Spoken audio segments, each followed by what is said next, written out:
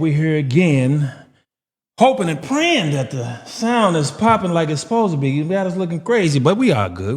We're the product of the city, so we're gonna pretty much try to say some things that we touched on before we realized that we was not being able to be heard. So, what was you saying, babe? Product of the city is what? Product of the City podcast is a podcast where we go around and we interview people, of the city of Cincinnati, and we took it on the road also, and we are going to. What is it? September? We going back on the road? Yes, September. Yeah, like the end of September. Yeah, we going back on the road and to another city and do some more podcasting. But product of the city is anybody who has something positive or inspiring going on, or a business that they want to get out there. So that's where our platform is based on. That we just want to uplift people and everybody and put the word out there and not be gatekeepers, and put the word out there, help people with their business or whatever they got going on that they may want, more people than just from their platform and other platforms, just to see what they got going on. And that's what we're here for. We just want to give back to everyone. Yeah, we definitely want to give back, man. A product of the city, man. Everybody's a product of the city. We have very successful people that are a product of the city. We have some people that are still, learning the process of their navigating their way through life, that are a product of the city, that aspire to be somebody great. So a product of the city is a good thing. But today's show, man, I have always been inspired. Let me tell you about this young man right here. This young man that I'm going to introduce, man. One day I was in here setting up for the show, getting ready for the show. I forgot which guest we was having on, but that's neither here or there.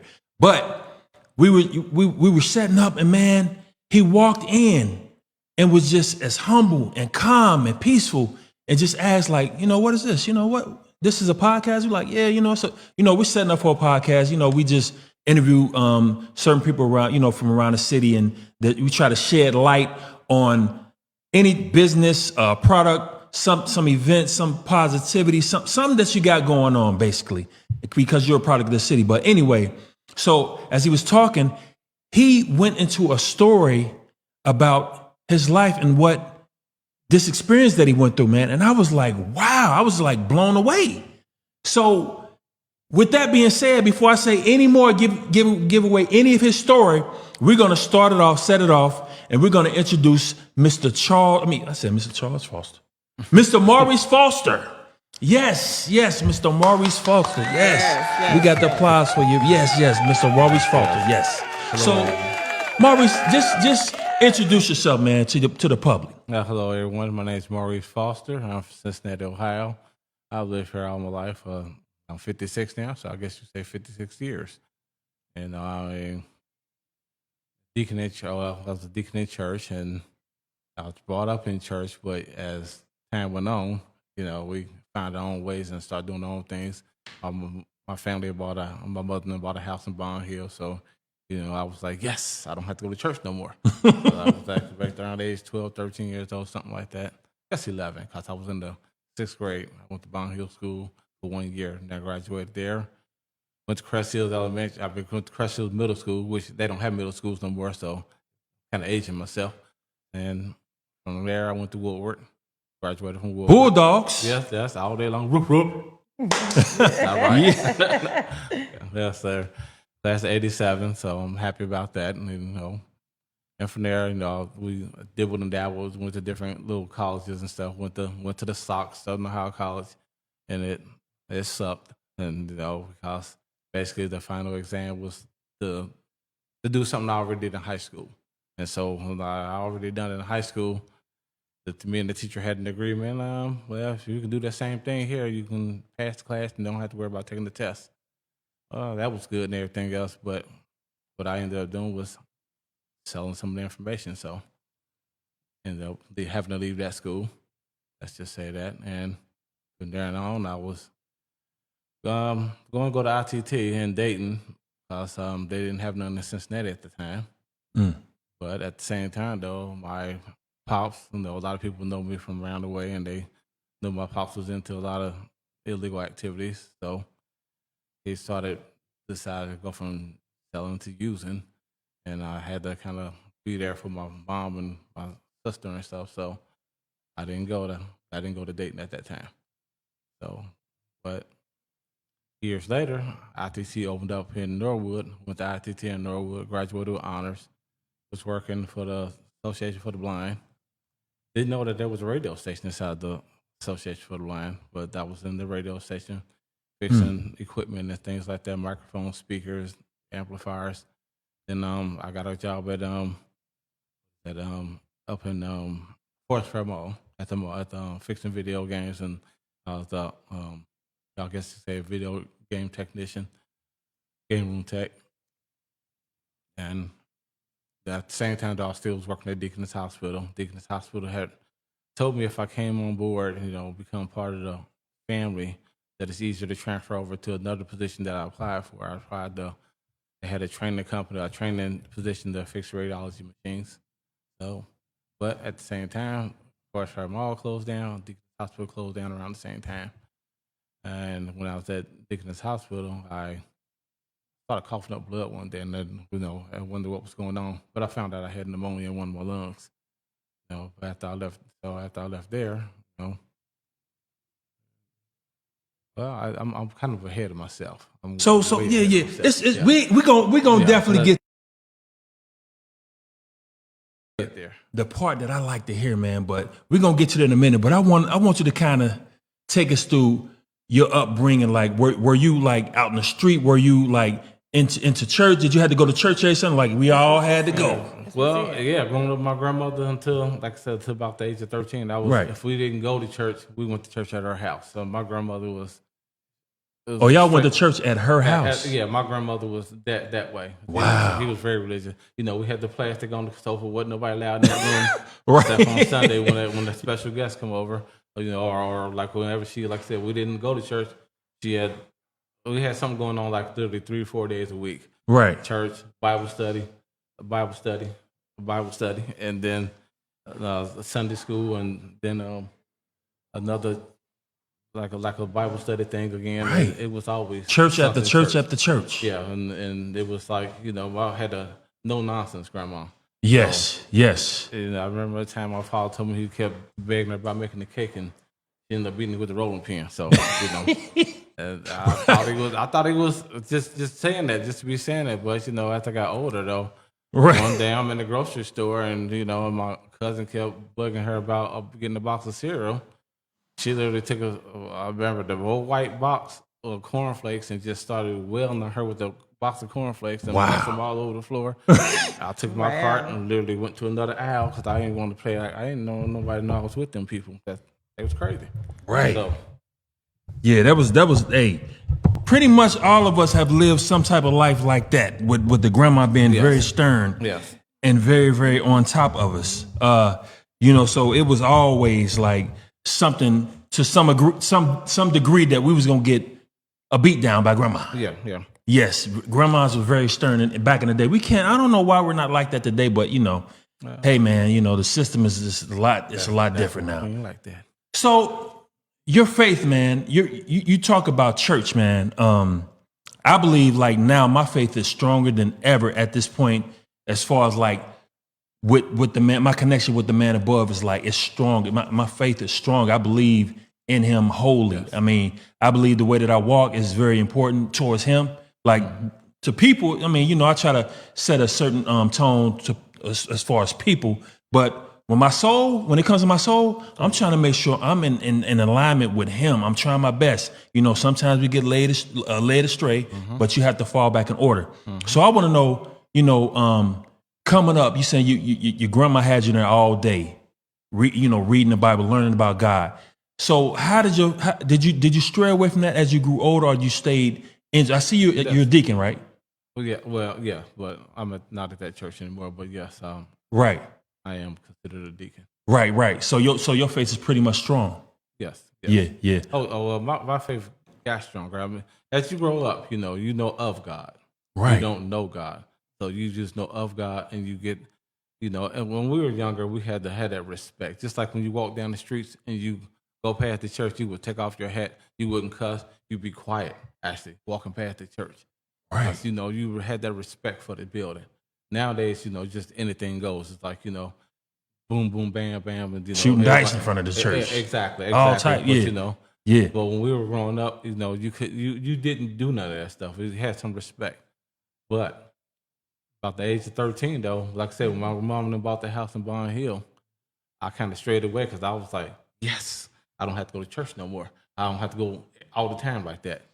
And we as growing up as a young man, you start getting into girls and seeing different things and stuff and wanting to do other stuff. I never was a big drinker. I drunk a couple times. We just play cards with my friends and stuff. We'd be like, loser had to drink or whatever. Excuse me. But I never once won for trouble too much. The only kind of trouble I got into, I guess I can say is I probably was a good thief, and people didn't know this though. Right. All through school and everything else. So I said, this is something that I'm letting out right now. So I probably was a good thief. I probably knew how to steal stuff, and I probably knew how to hawk stuff. One time we had, I didn't steal it. So, I was just buying some stolen property. But when I bought stolen property, though, it ended up being like somebody's necklace, found, whatever. Right. And then speaking of that though, when I had that necklace though, I probably could have been one of the first people to actually probably shoot somebody over something because Wow. I was at the game room up there in Swift and Commons. I got jumped, and I was in the process of getting jumped. They took this gold chain from me, and when I went home, my father saw I was distraught and looking crazy, and he asked me like, "What happened?" And I told him. He said, "Well, what you want to do?" I said, "I want to go get my gold chain back." He said, "Come on." So we got in the car and we went up to Swift and Commons, and my father didn't know it, but at that time, a friend of mine had gave me a pellet gun. And, I walked through the game room and everything else looking for him. And, I remember like a friend of mine, I ain't gonna say his name, but Right. he was like, "Yo, man, you look like you got something, you doing something." Like he kept bothering me. And I pulled it out and I put it up to his head. I said, "Look, man, I'm looking for somebody, and you know who I'm looking for. Where is he at?" Right. And so I ended up finding out where he was at the shoe shine shop. And I went there and stuff, and everything got handled. Right. And then didn't have to do all that other stuff. Oh, well, I was at the game room with the gun. The guy at the game room, he like I said, looking at me the same way. Knew that wasn't my character. So Right. he took me into the office. He searched me down and found it. He said, "Man, this ain't you. Don't do this." So he took it from me, and basically, I had to get my father to go back there to go get it. But because he even asked me like, what was I doing with it? Yeah. After he gave it back to me, I gave it back to the young man that gave it to me.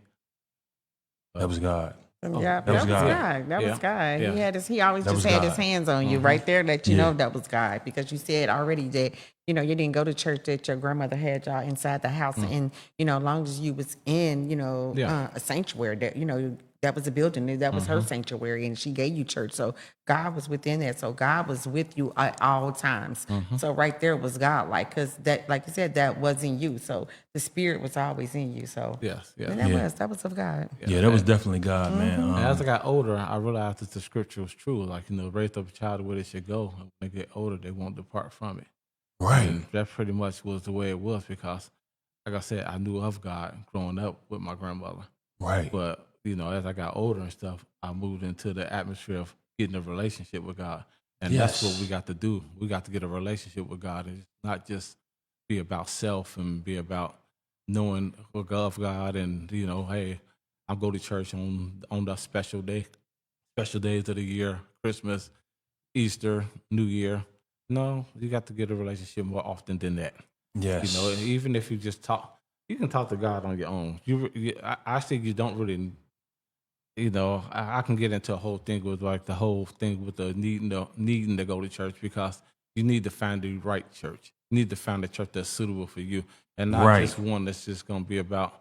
Because your friend go there, your family go there. Exactly, Nah. exactly. You can't be a follower of people, of man.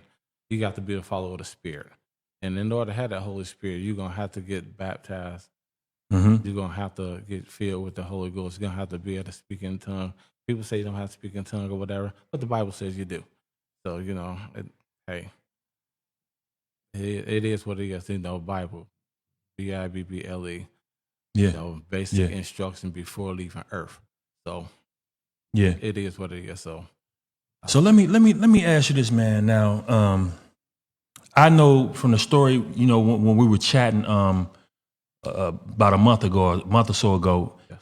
you told me something that had me like, wow, like I was like blown away. So you are, from what I think, if I remember this correctly, you are only the one of two people in the world that has their heart on the right side.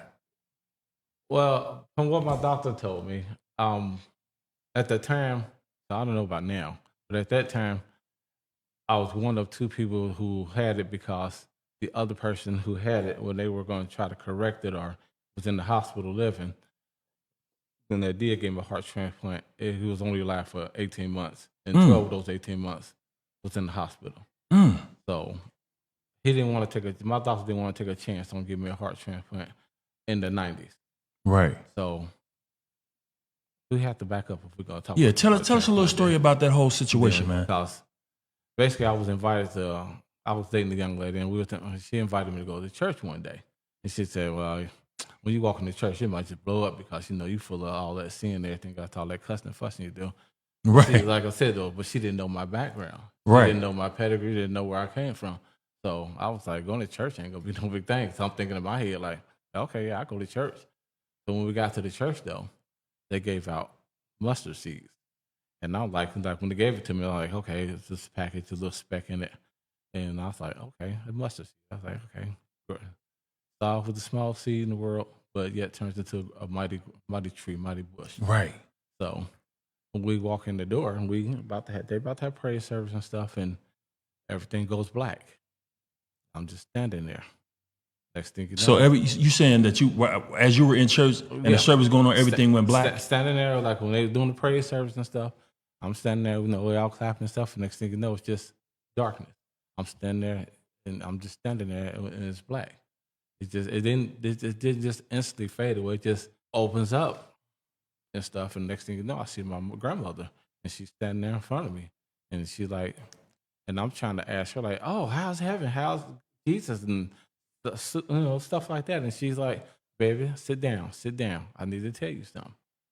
And so we sit down, and next thing you know, she's telling me everything step by step. What's gonna happen during my heart transplant? And she said, "You will get this, but the only way you're gonna get it is if you change your life." And I'm like, "What were you talking about, Grandma?" She's like, fornicating, the sinning, the grinning, all the cursing that you're doing, and even the music. And right then, it was the early stage of all the cussing, fussing music. Right. But I was a big Too Short fan, a Right. big NWA fan. I listened to all that. Yeah. I think I introduced it to Bon Hill, tell you the truth, because I was one of the people who walked around with a radio.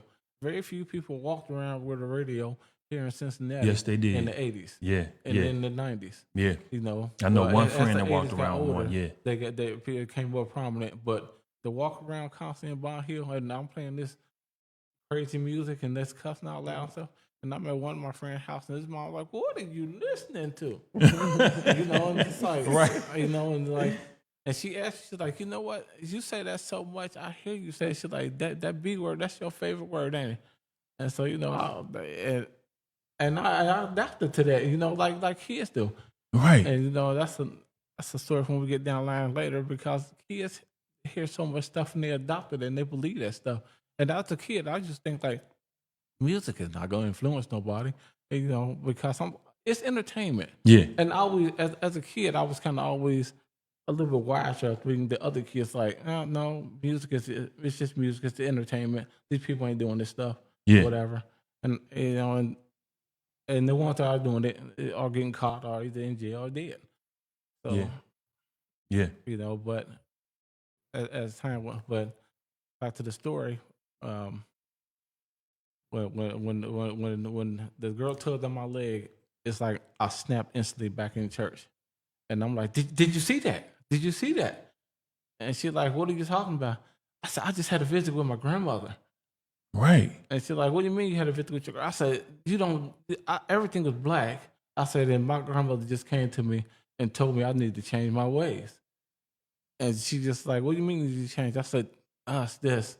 So during the whole church sermon, I know the sermon was about Peter and the faith of mustard seed and about the resurrection. But honestly, I wasn't paying no attention no more that day because I was just thinking about what my grandmother Right. told me. Right. And Yeah. so at church ending, we walking up the hill together. And I just looked, I said, I can't do this no more.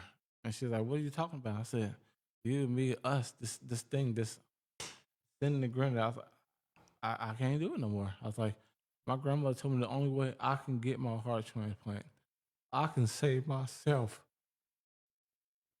I have to quit doing this. I have to stop sinning and stop doing the things I'm doing. Right. And from that day forward, I see another friend of mine ended up inviting me to like on the outing things that they have like A release party. yeah. No, it was for the church. It was Okay, it was for okay. a different church. It was like it's something they had in the park. Okay. And I think it was up in College Hill Park somewhere, but I just remember going to it, and there was a pastor named Pastor Isaac Dudley and his wife, and they were just preaching stuff, and they just Filled you. yeah, I Yeah. just felt it come over me, and I just went up to him. I said, I gotta tell you, I said I need help, and he invited me to his church, and I went to it. It's called All in One Ministries at the time, but it's closed down now. But I'm still friends with him now. I just saw him earlier today, and his wife prophesied to me on in the New Year because I went there for the New Year service in 2012, and she said before the summer of Emotional, 2012 man. come, Emotional. you will Yes. have your heart transplant. And so May the 27th was my birthday. May 28th, I had secretly bought a house and was secretly trying to surprise my mother and move her into it because my mother at that time was getting up there in age and I didn't want her going up and down the steps. So I Right. secretly bought a house on California Avenue and stuff and was going to move her in there. And so while I'm there at the house showing it to somebody to rent, I got a call and said, we need you to come back to the hospital. And what she said, I was like, y'all going to keep me, ain't you? And she's like, yeah, there ain't nothing else we can do for you. So I said, well, let me just get some things together, call some people, let them know that what's going on. So they was basically telling you that this is basically the end. Yeah. Well, it wasn't enough Cincinnati could do for me. They need to get me to Cleveland Clinic. Oh, that's why okay. I got my transplant. Right. It was time basically for me to go to Cleveland where they were doing them at. Right. And Yeah. When I got to got to the hospital, they was like, well, we got to see how we're going to get you there. And I was like, to myself in my head, well, y'all got a helicopter. Can't y'all just fly me up there real quick? So it's like, well, we're going to just stay here for the night and see what's going to happen. So during that night, though, as I laid there, I'm looking at the window and I just see the lights and stuff on the street. It's like, start shifting and changing and everything. And I'm like, So this is when yeah. This is when Satan was coming to me. you passed away, basically. No, I'm passed This away. ain't. No, passed away in Cleveland. Oh, okay. Cincinnati, just that's what my encounter was. Oh, With like, Lord, I don't need to see that. So I turned my head another way, and I'm looking at the garage.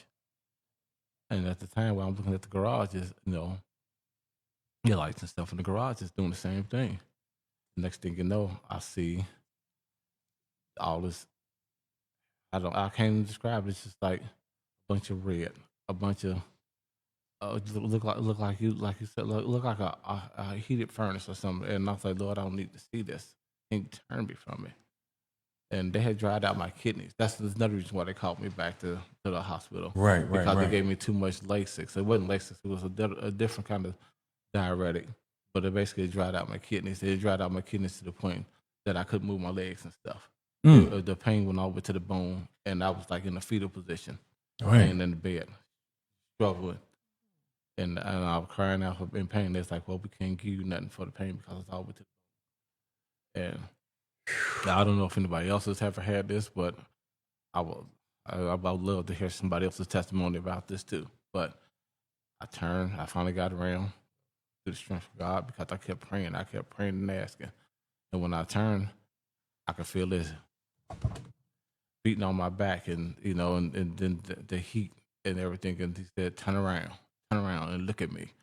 And I said, Lord, I don't need to see that. Lord, I don't need to see that.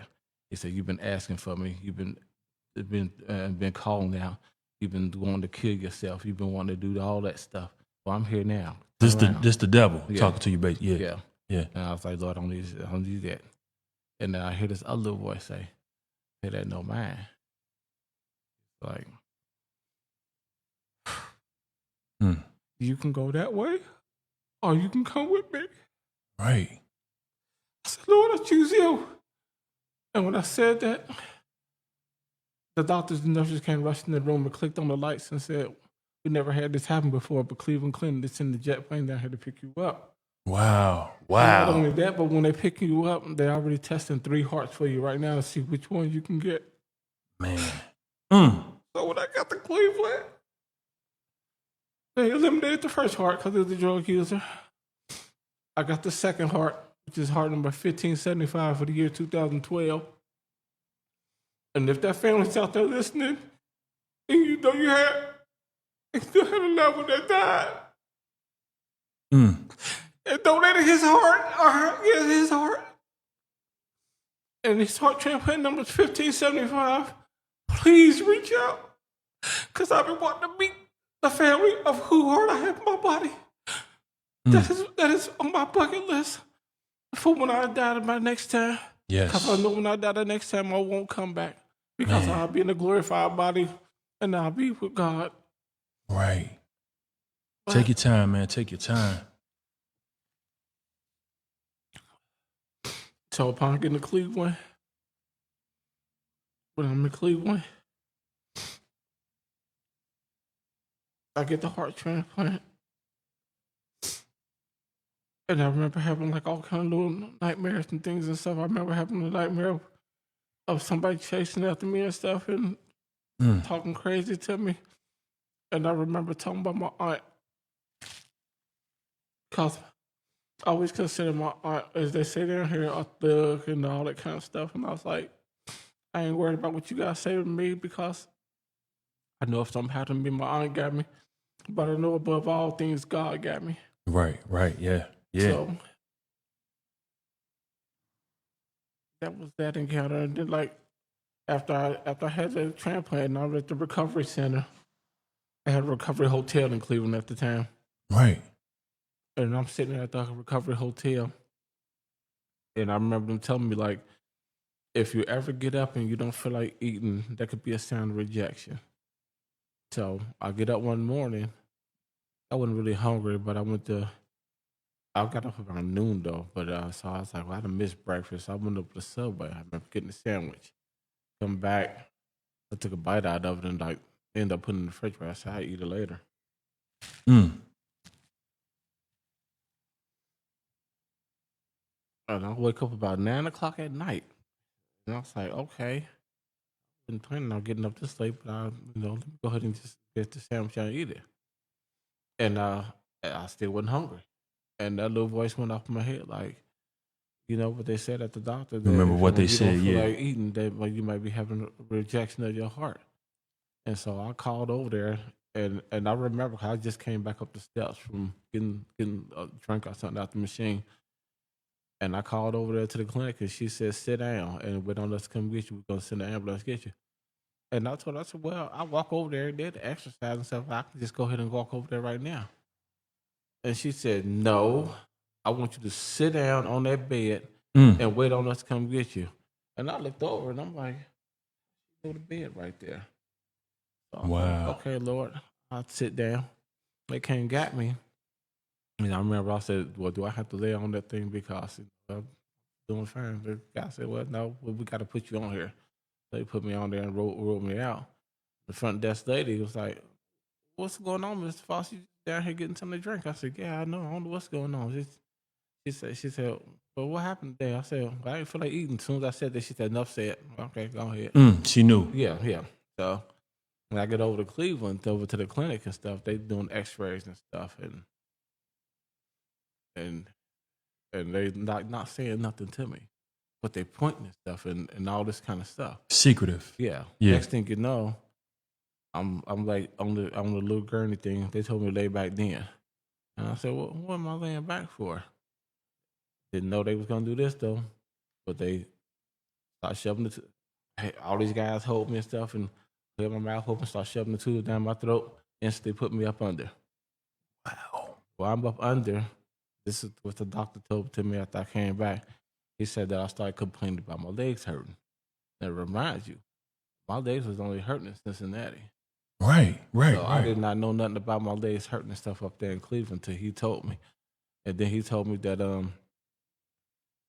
remarkable thing was you started moving and stuff, and we thought you were waking up.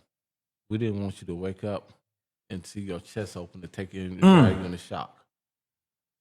Man. So I found out that there was like a little sac in back of your heart that collects fluid.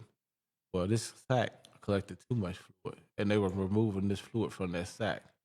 But as they were removing it, I started moving around at things. So they had to stop. Right. They said everybody step back and just looked at the signs and everything was fine. Next thing you know, they said I just blue coded. And when the guy told me that, I was like, you trying to tell me I died? He said, yeah, I just ain't want to say it like that. I said, ain't no other way to say it. I died. I said, I remember what blue coded was because it got blue coded when on the bed next to me when I was when I was after my transplant. Right. And I remember all his family and everything coming up there. And I said, Lord, Jesus, bring him back, Lord. Don't let it be like that. Don't let him die next to me. Scary situation. And so when he came back, I said, Lord, I thank you.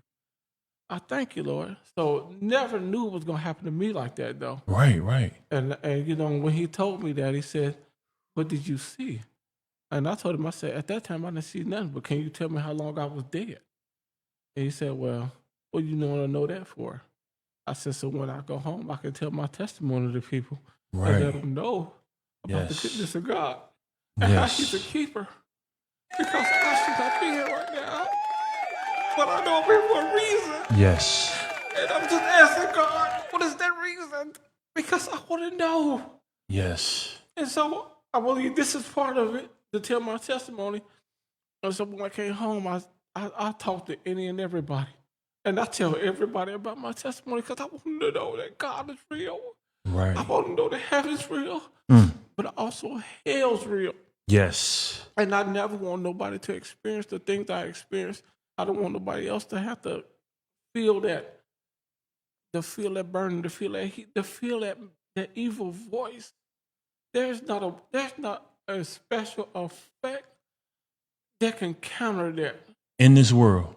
I have not found, even all the scary movies and everything else that they call themselves making in Hollywood, there's not a sound like that.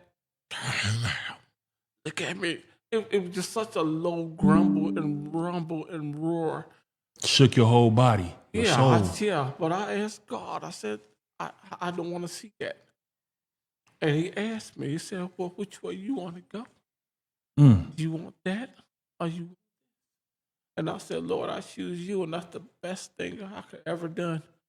Because after that, I'm sitting there in the recovery room or in the hospital. A pastor came up with her group. A pastor was actually my aunt, and she came up with the lady who's now my wife. And she was there. I'm not here for getting ahead of myself, but she came over there with the young lady, and they would pray for me and things. And I remember when they left one time, I said, Lord, I said, I like her. I said, I like her a lot. I said, but I know she's not going to want to be bothered with nobody like me. At that time, I had a big bush, and going through the sickness and everything else, I was black. I mean, I was black as that board. I was black as this phone. I mean, I was black. All from the procedure and everything. Not having the blood and stuff being gone. Right. I don't know what it's from. But when we go through a heart transplant, I was skinny. I can I imagine. literally look like a skeleton with a bush. Right, And that's how I'm looking at myself in the mirror like, she is not going to want to be bothered with nothing like this. right. But God will prove you wrong time and time again. While I'm looking at myself in the mirror saying that, God said, that's your wife. And I said, I'm looking around the room like, what? Who said that? And I hear it again. I said, okay, Lord, ain't nobody here, so that's got to be you. If you say that's my wife, I'm going to go for it. Right. And so came up to visit again for my last time being there. And I told her, I said, I want to show my appreciation to you for coming up here praying for me and stuff and literally walking around with me and stuff and helping me heal. I said, I like to take you out, but I don't go out on dates. I said, well, it don't have to be a date. So I said, it could be whatever you want to call it. Can you just meet me somewhere? So we started calling them those. To her, they were meeting places, or meeting the Right, right, In yeah. the man's head, though, we on a date. we Yeah, yeah. we going to dinner, we going to a movie or whatever. It's a date. Yeah. Especially when I'm paying, it's a date. So Yes. no matter what you want to call it, I'm gonna let you call them meetings, but I'm gonna call it a date. Right. So Right. It's a date. If I'm paying, it's a date. yeah, so we met up for a little while. Then one time she asked me, she said, well, you want to go to breakfast in the morning? I said, well, in the morning time. She said, okay. I said, so where you going to meet you at? She's like, we can meet up at IHOP. So, we went up there and Ridge and met at IHOP. So, when, lo and behold, I ended up working at IHOP one time, but that's a whole different story. But, but 2015, June 13, 2015, she became Miss Foster. Well, congratulations, Thank man. you. So we've been married Yes. for 10 years. Congratulations. Yes.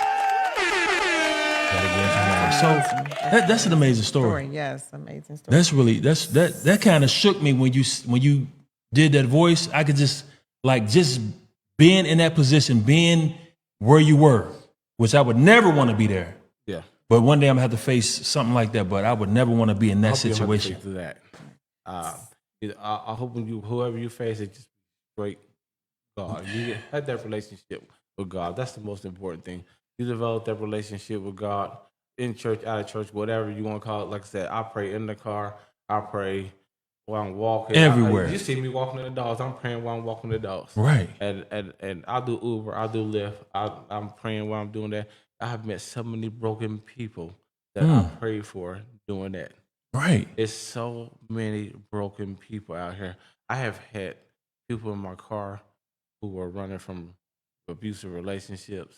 Right. I have had somebody try to hijack me to be their getaway driver. Didn't know it until I'm wondering, like, how come this person ain't showing up? Next thing you know, I see a guy, he's standing at the window, looking back and forth. I look out the rearview mirror, I see SWAT pulling up. Then I see look in the front, see police coming that way. Dude turn around and run back in the house. Policeman with his gun on the window. Are you with him? I said, no, I'm an Uber driver. Oh, well, you need to leave because man. he's wanted. I said, oh, God. Yes, sir. Right. Then I Say took no off. more. Yeah. Well, this happened in the East End. Wow. So tell me this. So as far as like your heart transplant, were you born with a heart Yes. murmur or something? I was born with a bad heart. My heart only at that time was, when they took it out of my chest, it was 3 times the size of a normal heart. I wish I still had the picture of it, but during the process of moving to different places, I lost the picture. But it literally was 3 fists. But Wow. it had 1 chamber in it, so the old blood always mixed with the new blood, which made me seem like I was tired. Since it was my heart, Yeah. I didn't think I was tired. Since it was my body already, so all through life going to school, I always told everybody that I had asthma. Oh, Because I right, didn't want right, nobody right. to self-diagnose me with, oh, my mom's a nurse, this is a nurse, and this is what you may have. I already knew what I had, Right. but I didn't want nobody else to know. So, yeah, and somebody asked me, like, well, how you out there playing baseball with your friends and football and all that kind of other stuff, because at the time, we played killer, man, throw the ball in the air and you run in the street, on the blacktop. Yeah, yeah. And killer, man, was tackle. Right. Hey, so what? And everybody that's like, how you doing that kind of stuff? Like, what asked me? I say, well, I could play for a little while. I was like, and then like I ain't chasing nothing, nobody. Yeah. So I get the ball, whatever. I run as much as I can run and throw the ball, Right, like everybody else right, do. right, right. You know, Right. like I ain't trying to get hit by 15 people, but Yeah, yeah, man. So, Yeah, so what I was got you another going? question. So you were saying you was born with one chamber? yeah, one One chamber. chamber, because we have 4 chambers Yes. in the heart. So, Well, and no, I was born with 2. you was born with 2, Because it yeah, was a line. because we have 4 chambers in the heart. And then the heart normally sits in the medium of, right here in the medium. That's where the heart is at. And so you were saying like you have 4 chambers. So, I mean, 2, because, when I was in nursing school, so you learn, how the blood circulate through all the ventricles, and your triangle, bicycle. So, Yeah. so it's just for you to only have 2 that just, I like, also had sites in the verses, which means my heart was on my right hand side of my body instead of left hand side, and liver was on the different side too. wow, Basically, when you look at interesting. the mirror image was me. Yeah. Yeah, because in the mirror image, your heart be on the right hand side. Right. So so you was born with it on the right Yeah, hand. That's why okay. he was talking about was there's only Yeah. 2 people at the time that he knew Oh, it. so your heart was born on the It's right more, it's still uncommon, but it's more people that have it now than they had it then. So, And to get the transplant, I couldn't get the transplant in the 90s because technology hadn't caught up. So Yeah. basically, Okay. I had to wait till technology catch up with me. So- And Dr. Richard Meyer gave me enough drugs and held it off. And so I had to get this one drug called Melronone. It was inside this bag. I had a tube that went from the bag straight into my heart. At that time, I remember carrying that bag around a few times. And I remember having a major bout of depression when they first gave it to me and stuff because I was like, I can't do nothing but just sit in the house. Right. Yeah, and that wasn't even the time I was gonna commit suicide. I was gonna commit suicide when I was in high school, in junior high, because I felt like just everything was just going against me, and I couldn't do nothing in Yeah. life. And I was like, I can't keep up with the other kids. I can't, and I actually called suicide prevention, and they put me on hold. Just like the song Rodney Dangerfield had, rapping Rodney with the no respect. And that's when they said that, it literally snapped me out of it because I was like, wow. Wow, I called suicide prevention and they put me on hold. I was like, wow, it ain't nobody but me and God. I was like, I Wow. got to stand for myself. I was like, I got to stand on my own 2 feet and just me and God walk this path. I was like, I got to learn how to walk this path Yeah. the right way Yeah. because ain't nobody here for me. Yeah. You want at the end of the felt that day, way that's then. what you know. I felt that way for a long time in junior high and high school. That it was just me. Even though in high school my niche was I would sell candy and sell music. You know how remember we had the cassette tapes. Yeah. So I would go home record 2 albums for people for the price of 1. I remember that. Yeah, I remember them days. Had my double I remember them cassette. days. Had my double cassette player. I would make mixtapes and stuff. I had all the DJ equipment and everything else too. And at the time we was gonna be the next Run DMC, me and my friends. So Yeah. we were Had a lot of those. Had a lot of those. crazy. So how? Let me take it back a little bit, man. I want to know how. In your when you woke up from when he said turn around, you didn't turn around. You Oh didn't. no! If it turned around, I wouldn't be here right now.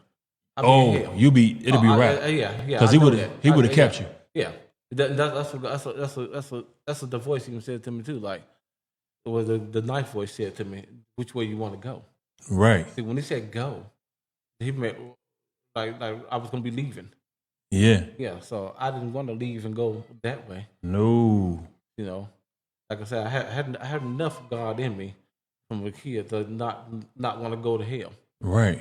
And right. So you didn't? Did you visually when he spoke to you, our Father, when he spoke to you, did you see? Or it was like it was just a voice. it was just a voice. Just a voice. Yeah, but it was just a voice. That's all I needed to hear. All you needed. Yeah, because you know the difference between good and bad. Yeah. That's like kids growing up. We know the difference between right and wrong. Right. We learned it at an early age. Yeah. People want to think that kids don't know nothing and stuff, but yeah, You absorb a it's lot. like You that. you But that goes to show that's what I say faith is not by sight, but it's by hearing the word of God. So Exactly. that's where that come from. then. Exactly, So you because- didn't see him, but you heard him. Yeah. So a lot of people don't understand that you got to hear God. And you people want to see him, but you got to hear him. And when you have a personal connection with God and a relationship, a strong based relationship with God, you know when God is talking to you. You know it, you can feel it, and you can feel it in your spirit too. So you can't see nothing, but you can feel it in your spirit, and you can hear.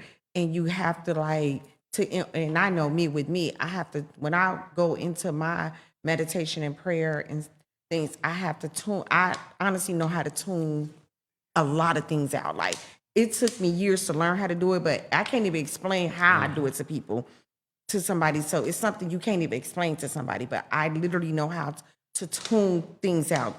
The TV can be going or music can be playing and I don't hear nothing but the word of God. I only hear what I'm asking God. Like I truly know how to tune stuff out. Like I can be at work and people talking, and if I just feel like I need to talk to God, my ears can literally tune them out. tune them out. Like I don't hear them. I do not hear them. I nothing that they're saying. Like nothing. It's just saying it's like jibber jabber in the background somewhat, but I ain't paying no attention to it. My mind is so focused on what I'm trying to listen to. Yeah. So That's funny that you say that because my wife always tell me all the time when we walk in places or whatever, like, did you hear that? I'm like, hear what? Nah, I ain't hear that. I told you before, God don't let me hear stupid stuff or he don't let me hear stuff that's about me because he know I ain't quite there yet. Right. He know if I hear something that's gonna be crazy said to me or said about me, that It's gonna trigger old you. me still gonna Yeah. say trigger me to want to don't say something back or do something. So I'm not there yet. I'm still working. I'm a work in progress. We all are work We in are. progress. Yes, we so are. none of us are perfect. We're all just striving for that perfection. Yeah. exactly. But you have to build that relationship Yeah, to get and- there. If you right. haven't That built is that it. relationship, because everybody have a relationship with God. Yeah. But it's about building a stronger relationship with him. And it take years and take years of Years. going Yeah. through different things in life to even get there. Some people don't get there because they don't want it and they don't, they just, like you said, people know of God. So people, like you said, when you're younger, you know of God, where they say it's a God. So you grew up like that, but as you get older, you just start building your relationship. Some people just know of God at an older age. They just, but they haven't built a relationship with Him. They just know of God. So I'm strong in that, like as far as, and I don't go to church. I used to go to Yeah, church, but I don't go to church. And I But totally understand. I have a strong connection with God, a very strong connection with God. But it's nothing against nobody who go to church. That's how Not at people all. get their, their connection and build their relationship. That's great. It's just not for me because I have a relationship with God. Now you say that that's how in the 80s I started going fishing with my father, and then when I started driving, I started going fishing with my friends. I was by myself, and that was my time with God. I would always talk to God when I went to the lake. When I'm out, and that's how come now. If you see me walking and stuff, you always see me looking up because I'm looking at the clouds and everything now. Because I'm looking at the wonderful things that God has made and the beauty of this world. Even in the darkest places, you can still find beauty if you're looking for it. But if you're not looking for it and you don't have have like the sight to see, then you're not gonna find it. If you just focus on you focus on worldly. the worldly things, that's what you're gonna find. Yeah. But like you said, you got to build that strong relationship with God on a daily basis. Yeah. Almost like secondly, as you That's that praying without ceasing. Yeah, exactly. That's what that is. That is exactly what that is. And then where you saying like even in the darkest place you can find beauty, that's where that is. That beauty is in the eye of the beholder. Yes. So when people say that, that's what that is. You can find beauty in something. Yes. You can find it like, I like I'm one of the ones I'm always going to find the good in somebody. And And that's I'm my going to comfort find the good zone. in somebody. I'm not going to find the bad in people. I Right. don't want to Prejudge. yeah, find the Yeah. bad in somebody. I'm gonna find the good in people, and that's what that's saying. A lot of people think like the beauty is for somebody looking nice, or beauty is in the eye of the beholder on a lot of things in life, not just a face, like pretty Yeah. face or handsome face. That's not what that saying is really about is beauty is in the eye of the beholder. So whatever you see, perceive people as, or a person or anything, a thing, you can say, somebody can say, oh, that picture ugly, but I may think it's beautiful. Right. Yeah. Yeah, it's deep, man. It gets real But deep. So it's in your beauty. so how, let me ask you this. So how, now from that experience, and that happened back when, what year was that? 2012 when I had my heart transplant. 2012. So how did you, like, now that you're here with us now, since then, how have you, like, looked at life? How have you taken on life? Like your wife said, I try to look at life in the positive aspect Right. because I've been through too much Yeah. to want to even look for negative stuff. Yeah. So I look at life in the positive aspect, and you know, I try not to. I ain't gonna say I all the time succeed, but I try not to be negative in no kind of way. Yes. You know, I especially hear with you. myself. Yeah. You know, because you know, because I'm always striving to trying to do something better. Right. You know, and sometimes people think that when you say trying, the word trying is an excuse, but no, it's not an excuse. It's like, you know, like I'm trying so many different things, but I may be trying too many different things at one time. Just like how you said, like this product of the city, and you know, I have different products and stuff that I come across that I'm trying to create or trying to do. I had a toy store at Curtis World Flea Market, and I would like to open that up again and have a brick and mortar because the Curtis World basically I was just making the money to pay the rent, and you know, but I want to be able to leave something to somebody to be able to carry on, and so you know we've done it a few times out of our garage here, but I want to be able to have a brick and mortar and put it somewhere, and be able to because we have not just regular toys, but we have collectibles. We have Right. stuff from, like, you know, old Cabbage Patch dolls, old Barbie dolls, and Might be things worth like some that. money. Yeah, exactly. Yeah. So, you know, when we were at that church where, you know, we had a whole thing with a young lady who was talking about the Cabbage Patch Kid. And I was like, well, this is brand new and this is an original packaging and it still got the tags and everything else on it. So she was trying to Trying to down. downplay it. Like, well, I can just get the same thing out there for $5. I said, no, you can get one for $5. Not this one. But you can't get one like this for $5. Right, I can right. guarantee you won't get one like this for $5. Right. You get one like this from $5 out there, I was like, I would give you what I'm charging you for it right now. I said, Right. you go out there and find one for $5 and bring it back in here. Right. And I was like, so, you know, that was that argument. And then not only was she saying that, but she was like, well, I thought this was the flea market. I was like, no, outside is the flea market. We inside. I said, everybody's vendors in here. Yeah. I said, everyone in here has the LLC and we pay taxes. Yeah. I said, these are actual stores that's in the inside. Right. I said, on the outside, that's the flea market. When you, like you said, you buy the $5 doll, you buy the $10 For the shoes bargain, and stuff you get like the that. bargain on the outside. You're gonna get Exactly. real deal in here. Exactly. Yeah, yeah, So yeah, man. It's that is you know, speaking on what you like as far as your business, it definitely will prosper as long as you keep moving forward. well, thank you. And you already have faith. Yes. You know, it's faith in things God works, you do it. happen. So, you God know. opened doors. You already know that. Yes. He opens doors, man. That's why we sitting up here with products. We got the seasoning, we got the detox, and we got our t-shirts. They're available, but we got everything. We do t-shirts now, y'all. Yeah, we so definitely. anybody wants some t-shirts? We do We got you. t-shirts We now. got I you. have on the Black Wonder Woman because I am a Wonder Woman, Amen. but I'm also I'm in my soft girl era Wonder Woman. I do amazing things. And she's a product of the city. and I'm a product of the city. Yes, Amen. yes. And then you don't remember the Brown Hornet from Yes, sir. Yes, you sir. remember the Fat Brown Albert. Hornet, right? Fat Albert. Yes, Fat Albert. Yes. He comes to save me. Product of the city. Yes, indeed. But yeah, man, we Bumblebee. really enjoy having you on, man. Yes. This story was truly, to me, truly impactful. I mean, you know, if you didn't get nothing out of this story at all, it should tell you that one thing, you definitely are gonna leave this earth one of these days. Two things, you're gonna have a talk with one of the two, heaven or hell, the man or the man you don't want. That. And another thing is that you should be focusing on living your life the right way, walking the right path, man. You never know when you're gonna get up. Every time you look up, turn on the news, turn on Facebook, Instagram, somebody has dropped off the face of the earth. Every day. It could be the way you eating, the way you living. It's a number of things, but you definitely, every day you turn on the tube or whatever, or social media, somebody's up out of here. So it should tell you, like, from him explaining the story, let you know what's going on. You should learn how to live your life right. Get more. You don't have. You might not want to join the church. You might not want to sit around a group of people that's praising God. But what you need to do is build a connection, a one-on-one connection with God, because at the end of the day, that you're not going to take your friends. When you leave here, your friend's not going with you. It's going to be you and him. And he's going to say, these are all the things. You're going to know immediately what you did wrong. He ain't even got to say that. You're just going to feel it like, oh my God, like, oh, I'm really here. Now it's time for Judgment Day. But it was a great podcast, man. I hope that you learned. It was very impactful and great.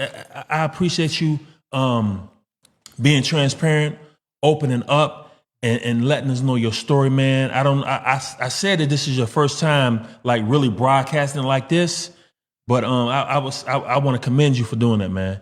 I've been trying to do this since I came home. Wow. I've been wanting to speak. I mean, I went back to the hospital. I tried to volunteer in the transplant department to let other people know, like, people that's getting a transplant need to talk to somebody else that's had the transplant. Right. We don't need to talk to psychiatrists, because that's what they try to get me to do. You want to talk to the doctor?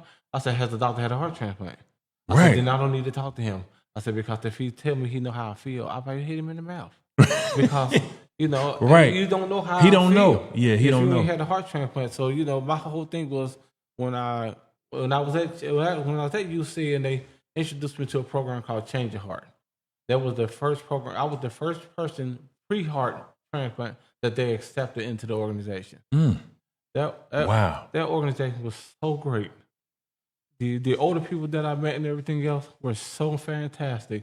They had monthly meetings and stuff, and we would talk about just life and how good it was. Right. And these were older folks, but they were just nice. Very therapeutic. Yeah, and when I met people who lived with a heart transplant for 10, 20, 40 years, I said, okay, Lord, I can do this. Right. I can live with the heart transplant. I can do other things. I don't know if he's still alive, but we had a person who was from Change Your Heart who did the mini marathons downtown. Oh. And he used to walk and run and everything else at an elder age, and Living his life. yeah. And I was like, okay, and and it was very inspirational stuff, because they get up and do stuff. They were business owners. They were. Yeah. They were just great people. Right. And that's another thing that I would like to do too. Is like start the organization back up. So maybe I might have a talk with UC and see if they'll let me do that. Because at the time they told me I couldn't go talk to people because I didn't have the minister license. Right. I Right. didn't have Right. on the collar. Mm-hmm. I said, well, I've been through it though. I Right. said they need to talk to somebody that's been through it. Right. I said, well, although I got to be fair, the minister that they had me talk to had already been through it. Yeah. Yeah. So he had a heart transplant and had lived with it for like 10 plus years. So when he talked to me and stuff and let me know, like, you can live with the heart transplant, you still can be active and things. And I think now they got so even after you had your heart transplant for a while that you can even donate blood now. So I was going to look into that, because I was going to even donate blood back, because, a lot of blood has to be, we use a lot of blood to do a transplant. For the transplant. Okay. Yeah. So I would like to get back, Right, And yeah. we started a nonprofit organization that closed down during the pandemic because nobody could give, and we couldn't give ourselves to nobody.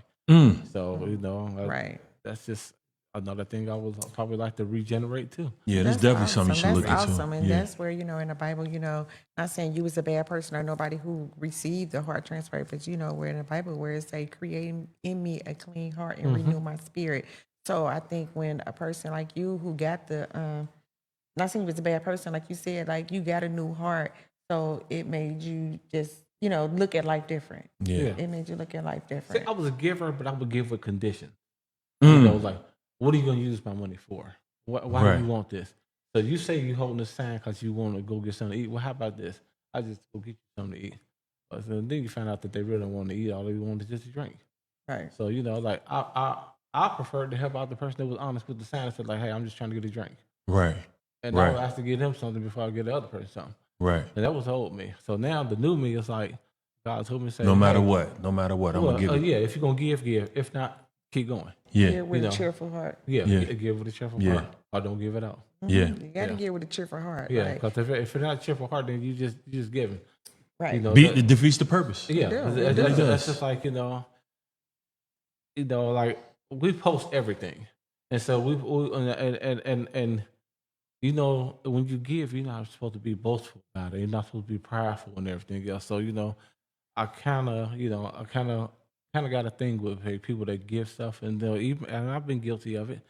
So when you give, I just say don't post it no more Right, because right. God sees it. I just helped out You don't 20 have to- homeless people. You ain't really got to, Yeah, exactly. just so do you're it. gonna get some give, and you ain't got to let everybody know that you gave. Yeah. So and I get why a lot of people do it because they're trying to get other people to support and help their organization. But that's what the 501(c)(3) is for. So you reach out to Kroger, reach out to other stores, everything else, and use it. Yep. I had a person tell me, "Well, we got one, but all they want to give us was $50. Well, that's $50 more than what you had. Right. So Yeah. just take that $50 and go buy $50 worth of dollar stuff. Yeah. You go buy non-perishable things and give it. I Hey. mean, 'cause that's what we did with our organization. We did with non-perishable food, clothing, and hygiene products. Right, right. And at one time, like I said, we had a church on board with us that would let us go through their closet and go get clothes and everything else and give to people. And, what made us different from the other organizations? We wasn't selling nothing that was donated to us. Right. And, Exactly. I don't get that. Goodwill. Because if it's sold, if it's given to you, why are you selling it? Yeah. So see, that's just wrong. I'm just gonna leave it at that. That's Yeah, we just wrong. heard. So I forgot who was telling us about the Goodwill thing where it was like, nah, because they, why they were saying something about exactly what you're talking about. Yeah, because Like if you giving it, why if you donate to us? Who was that? I forgot who that was. Well, that was James, the one we had on last week. He was talking about that. Yeah, my cousin was talking about that. Our nonprofit was like, if you anything donated to us, I don't care if it's brand new. We was not Selling it. You just we was just giving it to the person that giving needs to it. somebody that needed. Yeah, We would set up bags. I mean, me and my wife would set up bags, small, we go through the sizes and stuff. Set up a whole 3 or 4 outfits in each bag. Right. We had bag after bag. We just take down to the park benches and stuff. We just set them on benches, so just give them to people because we don't know who's gonna need what. And then they ask us people ask us like, hey, which bag's got the medium stuff? Which bag got the small stuff? Because we was telling them, hey, each bag got different sizes in it. What size do you need? And I'll break you to it. Yeah. Like, you want anything for it? No, we want that. We just want you to. We want to see you thrive. That's Right. it. See you That's thrive. it. So it's like, the person who's giving, you give from a cheerful heart, and then the person who receiving have to receive in gratefulness. They have to be grateful for it. So, and that's where both connections line up together, and God gonna bless both ends. Yeah. Amen. Yeah. So this was a good podcast today. It was a great podcast, Great, man. great, Like and this was fellowshipping too. You know that Yeah, God said definitely. when Yeah, 2 Yeah, it or 3 was. come Yeah. together, Yeah. There you go. he took come my- here being the took my best. favorite So saying, we boy. actually did some fellowshipping today. So this was a good podcast. and it was. Thank you for coming on yeah. and Thank telling you- your thank you, story. man. Wonderful story, and God sent you here to tell your story. Yes, He because did. you hear it on TV, but you don't hear actually Yeah. And I think there's a lot more people who have experiences and stuff. Oh, yeah. But everybody be so scared to say things because of judgment Yeah. from people. Don't worry about what somebody think. If you got something to say, reach out to these people. Right? Reach out to me on Facebook. Like I said, I even had it out there before. If you had an experience or whatever and you want to share it and talk about it, reach out. Don't worry about judgment of people because people ain't the one that can put you nowhere. Exactly. So just Yeah. just live life, love life, and and live for God. exactly. Get a Seek relationship, God. a personal relationship with God. Amen, Amen. to that. Yes. So yes, we're going to head on out of here. This was a great podcast. And Yes. thank you to our tech man, Gabe, for always coming out. OG Gabe, Thanks to yes, our audience yes. over here. Yes, our Shariah audience for being stay- our audience. God bless you. Yeah. Thanks for coming out. Thanks for coming out and So- listening. We want to say thank you for tuning in to the Product of the City podcast. Catch the edited episode on YouTube at Product of the City podcast. And Like go- and subscribe. Like and subscribe, Like and please. subscribe. Yes. Subscribe. Like and subscribe. And get yourself a t-shirt.